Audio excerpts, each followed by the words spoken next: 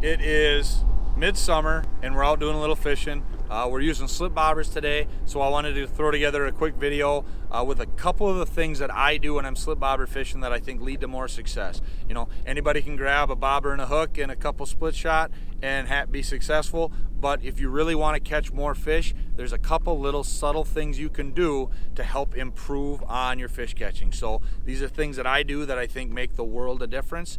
Hope you find them useful. If you're looking for more information about slip bobbers, I've done a couple other videos. I'll throw a link to those videos in the description and also at the end of this video. So if you find this helpful, hey, check those out as well.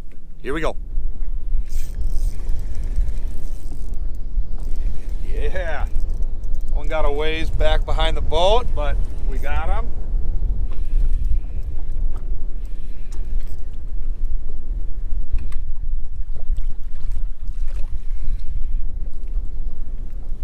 There we have it. So the first thing I want to talk about with improving your slip bobber game is line choice, right? I'm running a 10-pound braided main line, but nice little slip bobber walleye. But I've got that, you can see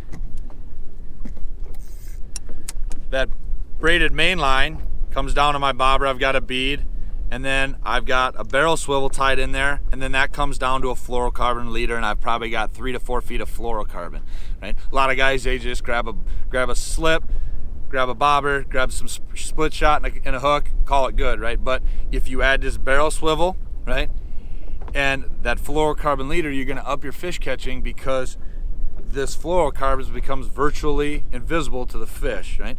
Some days it's not gonna matter, but some days when the fish are a little more finicky, a little tighter lipped, right, this fluorocarbon leader is gonna up your fish catch. So I'm a fan of it, always running it, just because when I hit that day, I don't wanna spend time trying to figure out if they're gonna bite because of my line choice. So I always go with a fluorocarbon leader. That's tip number 1.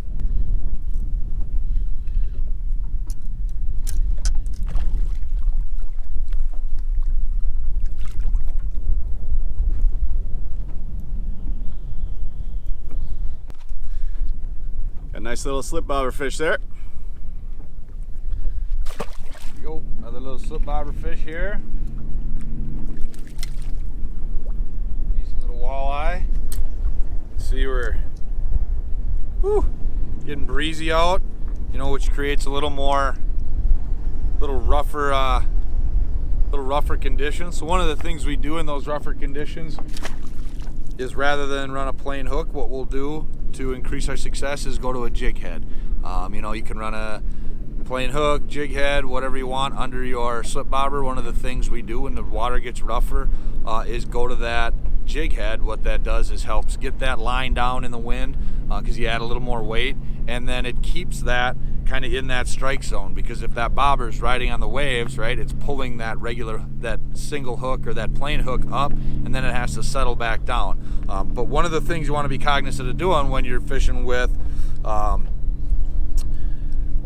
jig, let me set this down for a second, is you want to make sure that, you know, after you're pulling on it, your line is going to get pulled to the top of the eye there. Because you want this to lay flat in the water, what you want to do is make sure you roll that line back over the top so that when it's hanging in the water, it's going to hang like this, and you're going to get a better presentation with that leech. So another little hack there that's just going to produce more fish for you on slip bobbers.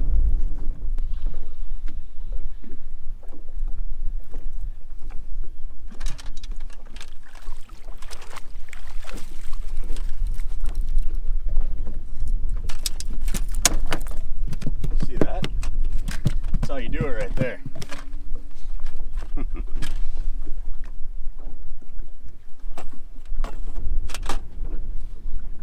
And the nice little slip bobber walleye there.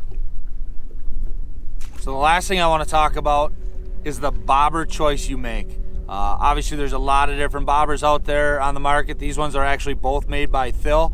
I have transitioned specifically to using bobbers with that little metal grommet on the top versus the ones that just have a hole. I like to run braided line, and if I run braided line through this bobber, because of the small diameter hole and the no metal grommet for that that line to slide on. A lot of the times I'll get line that my line will hang up on that hole and I won't get that bait down into that strike zone I'm looking for, right?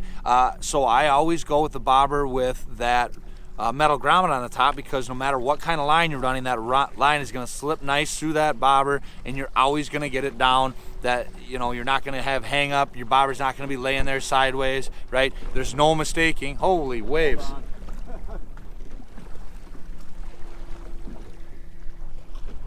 Whew. Getting rough out here. But anyways, I'm always taking a bobber. I'm always picking a bobber with that metal grommet. It's just going to reduce frustration with, you know, with that braided main line. So that's another little quick tip. We'll see, hopefully it captures what we're trying to get at here, but Trav just caught one. He's got a nice slip bobber fish on. We got one coming up here as well.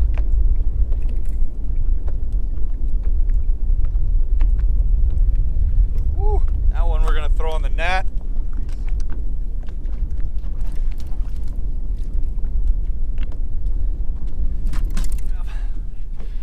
But there you go. I mean, a couple of real dandy walleyes. That one's gonna go about 21, 22.